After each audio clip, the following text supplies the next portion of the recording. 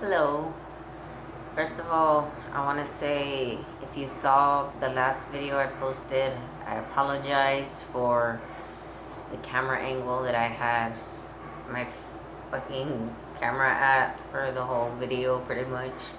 Um, yeah, it just looked funny the way I had the camera. It looked like my face was like drawn on like my finger or something, and it was just like my fucking, I don't know, it looked funny. Um, anyways, also, if you watched my last video, there was a point where I was talking about um, politics and shit like that with Marco, and there was a point where he mentioned something about how all politicians are scum and basically just pieces of shit, and I kind of wanted to talk about that right now because I was looking at I have a lot of Facebook friends on my Facebook that were once candidates or people, or I have council members as well. Some of my council members here in Laredo. I have them on Facebook, and I generally have people that discuss political issues pretty much, or social issues a lot, are vocal about it, or that it attend um, the the events that I attend, whatever it may be, and it's just, I guess it made me. I want to talk about that specifically, about politicians, all like what he said about everybody. Because if you watch the video, you'll see that when he said that, I was asking him, well, even the ones that are not elected, that run but they don't win, you think they're also like pieces of shit? Because if that's the case, then you're calling me that too. Because I was gonna, well, I had my name on the ballot for state senator against Judith Zaffarini, but it didn't go all the way. Like, they could have still put my name as a write-in, but it didn't show up there like on the ballot because I didn't pay for the fees, pretty much. You have to. It's a lot of money that you need, especially for that position, like that, I guess, rank of position. It's very expensive, and I was not prepared whatsoever for that. I was just kind of thrust into it, and I just said, "Fuck it, I'll do it." Somebody's got to do it, and I had no idea. And anyways, I think I still have some paperwork I need to deal with that, actually. Anyways, so it got me thinking about what he said, because I had been noticing, you notice just having these people as your friend, and the posts that they put, and the conversations that they engage themselves with other people. You see how they are. You get to you get a sense for the kind of, I guess, emotional instabilities that they have within them, and everybody has them. And like this one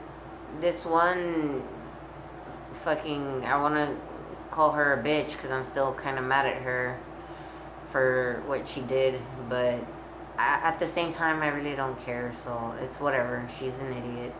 I feel sorry for her. This woman by the name of Annette Ugalde Bongali, or Bonguli, some weird name like that. She was running for a council member seat a few years ago or so, and I had her as a friend on Facebook because of that, like, time that she was, I guess, campaigning or whatever. And I'm pretty sure she added me. I really don't add people like that. I really don't add people in general, um, unless they ask me to or something, or I need to tell them something, or there's something that's got to be done. But normally I don't add people on Facebook. And anyways, so we had been Facebook friends for a while, and I had seen, that her posts were all right for the most part. Like, she didn't seem unhinged or unstable or anything. And then she makes a post yesterday or the day before, showing, because there was a Trump parade here, a Trump train, they were calling it. I called it the crazy train. But she was posting videos on it and how proud she was, of it. And when I see stuff like that, like, that's actually what spurred me to do the other video where I was talking about how angry I was. That it was that actual whole event, the Trump train thing, and just seeing people's posts of that really just like set me off.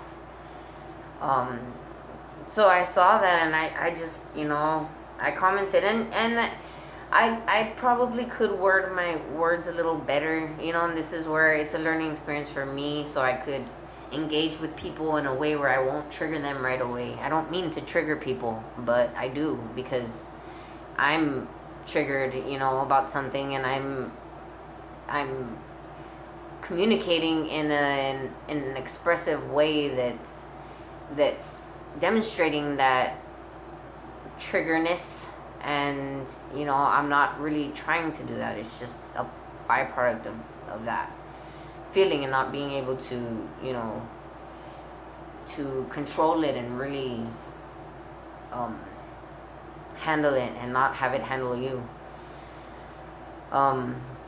So anyways, I asked her basically, well, I said, this is embarrassing, because that's my first thought when I see that, that many, and actually I'm a lot calmer about it now, because I found out that a lot of these people, because there were so many fucking people in that fucking parade. There was like thousands, and I was like, no fucking way. Like, I knew there was Trump supporters here in Laredo, but fuck, like, that many? Holy shit. Like, wow. That it makes me so depressed. Like, it makes me so sad, because I'm like, he's basically been waging war against our people here since he's gone into office. And by our people, I'm talking about illegal immigrants. I'm talking about the people from my my part of my indigenous culture that's from here, because I'm mixed. I'm part indigenous blood and part European. But I'm talking about those people. He's been attacking them basically since his inception, because he's just made them a scapegoat for the hate and the rage inside of people, so that he can basically rope those people into being his followers and doing whatever the hell he wants them to do. And that upsets me. And people don't see that. Like, there are a lot of people that do see that, but people that vote for Trump, especially, like, that are of my same culture, of indigenous blood, they don't see that, because they're brainwashed. They don't understand, like, how those people are being unfairly targeted and treated. They have their own perceptions already of how these people should be living their life and how they should be going about things, and those perceptions are mostly based off of things, how things were, like, back when they and their parents came into this country, when it wasn't that difficult to come into this country at all, when you can go and be a citizen with an acceptable amount of money, and you didn't have to break your back, trying to become a citizen, not just financially, but every other Lee in your life,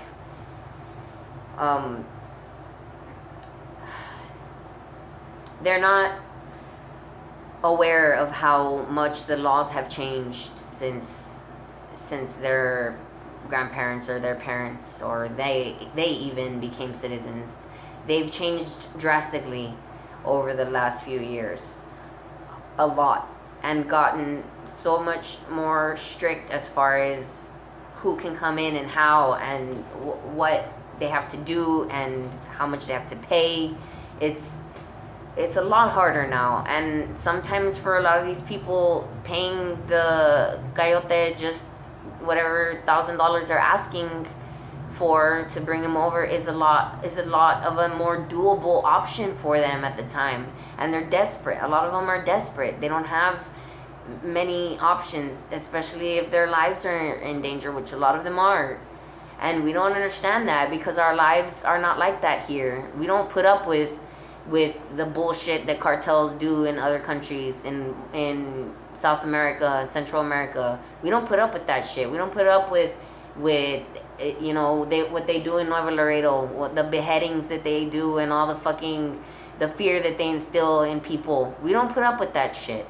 Okay, we if the police don't deal with it, then the people will, and the police usually deal with it so the people don't have to.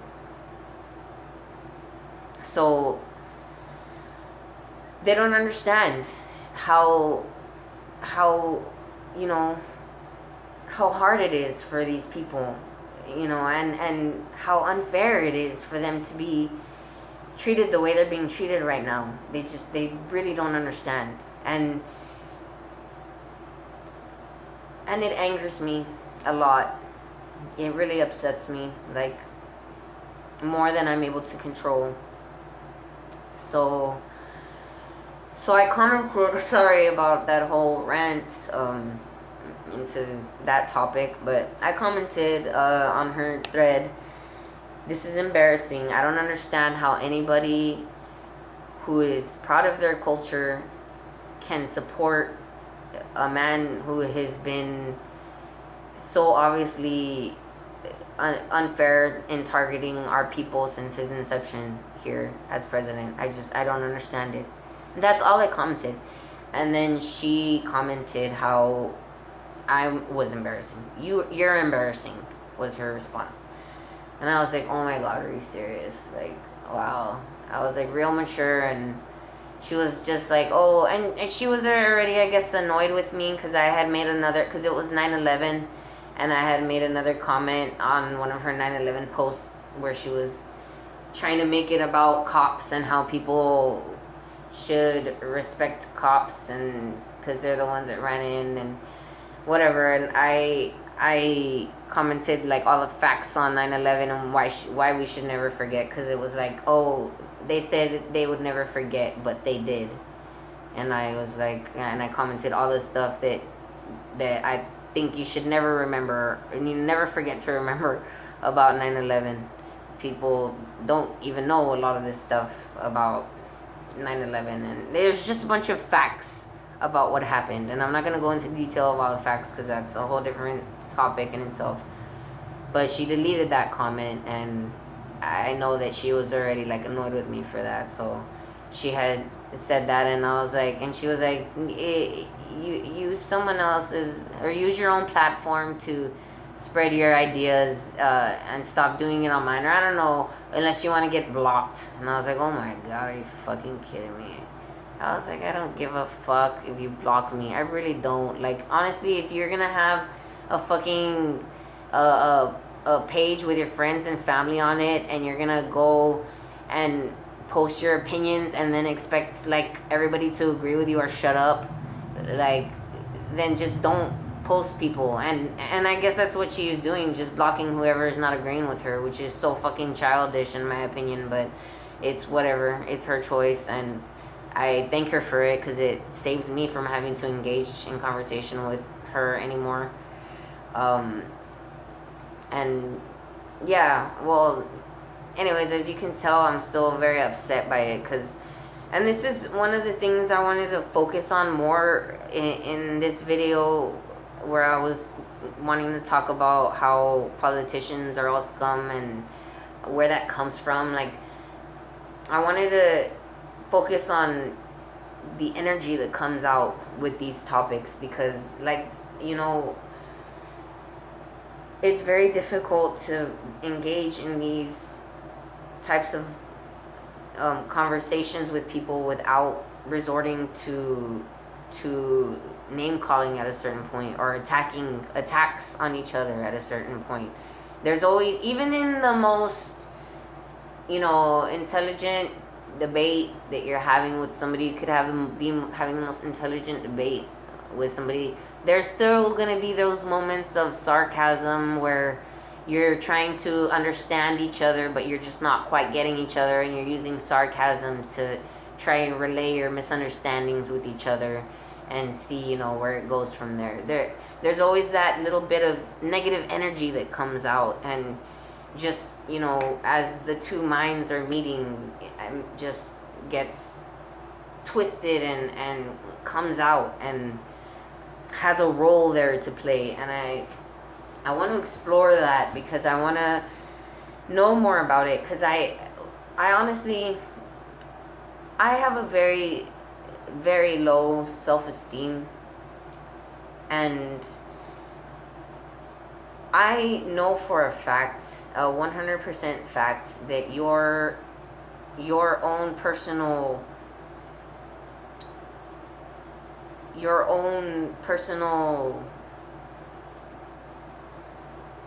what's the word, your own,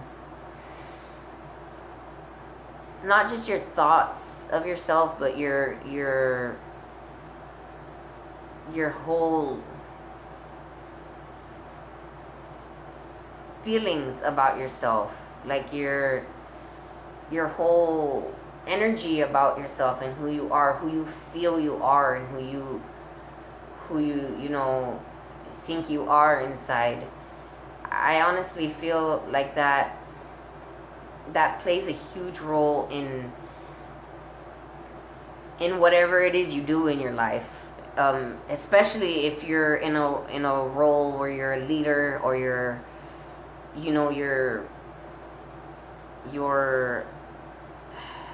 an idol or an icon of some kind. It plays a huge role. And if your image is, you know, one where you're hateful of yourself, or you despise who you are at a certain level, then it's not really the best choice for you to be in a role where people are going to be looking up to you, or they're going to be, you know, they're going to be looking to you for guidance in any way, or using you as a model for what should be. And the thing is, I feel like a lot of these politicians have these feelings of hate, or, you know, they have like really low self-esteems about themselves and who they are on the inside. Maybe not every single one of them, but I'm pretty sure a lot of them do. Especially the ones that are more, you know, on the lower level political spectrum, that really do have good intentions and really want to change the world and make it a better place, but are, you know, having a hard time doing it within themselves. I'm meaning myself a lot in what I'm saying, because that's how I feel about myself. You know, if I was if my mind worked more selfishly, I think I would have probably been able to win that seat against Judith Saffirini the first time that I was doing that. I would have found a way to do it, and I would have done it, but I wasn't ready. I wasn't ready, not just financially or mentally or whatever. I wasn't ready emotionally. I have a lot of inner work that I need to do on myself first before I'm put in a spotlight like that. I can't allow myself to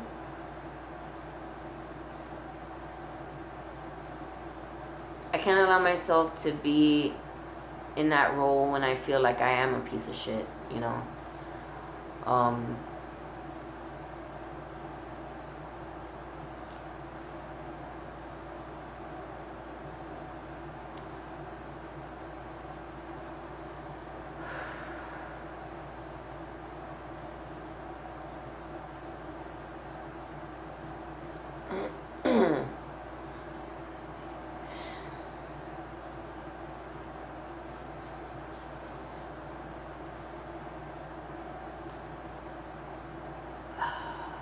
sorry.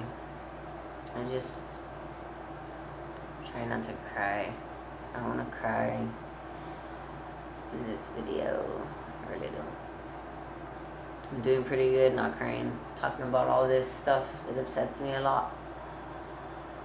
I guess because I'm talking about it in a different aspect, in a deeper aspect, less superficial.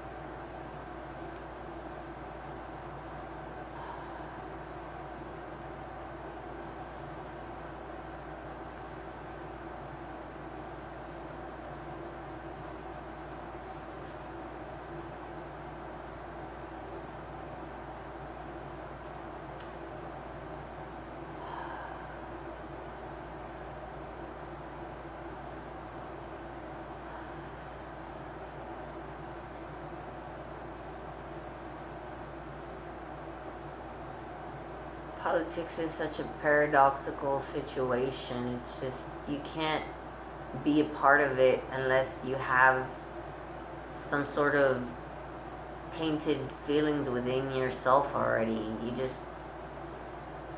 can't be part of it if you don't have that in you. And we all have that in us, because this world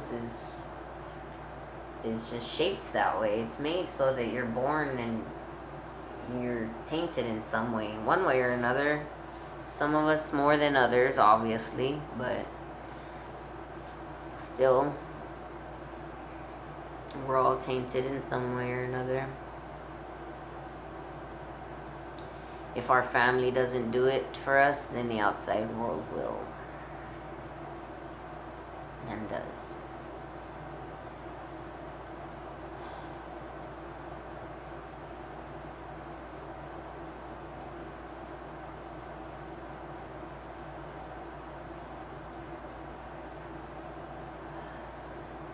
I get more upset with stuff like that, honestly, because as far as like people like that blocking me and talking like that, like stooping to that level right away, because I've had this idea, this image, this vision of Laredo being basically a center post of our future utopia and what could be and what will be on this planet. And that I've met people both in person and online that I've felt were gonna be a part of that that vision, that we're meant to be a part of it in some way or another. And I see them arguing with each other. I've seen them arguing with each other since I moved back over here from California. And I've been trying to be peaceful and just help them just see so we could just move on to that phase already. But it's been very difficult. Very difficult. And I've gotten lost again in the process. But I'm coming out of it. I'm almost out completely where I won't ever fall back in again into those feelings of hopelessness and emptiness, loneliness, nothingness.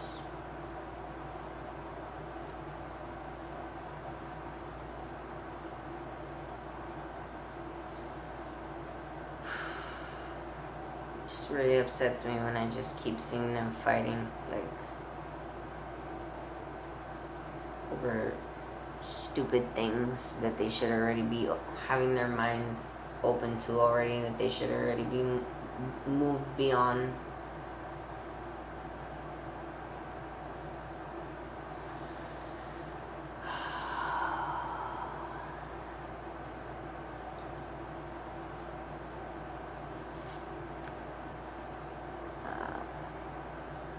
Soon.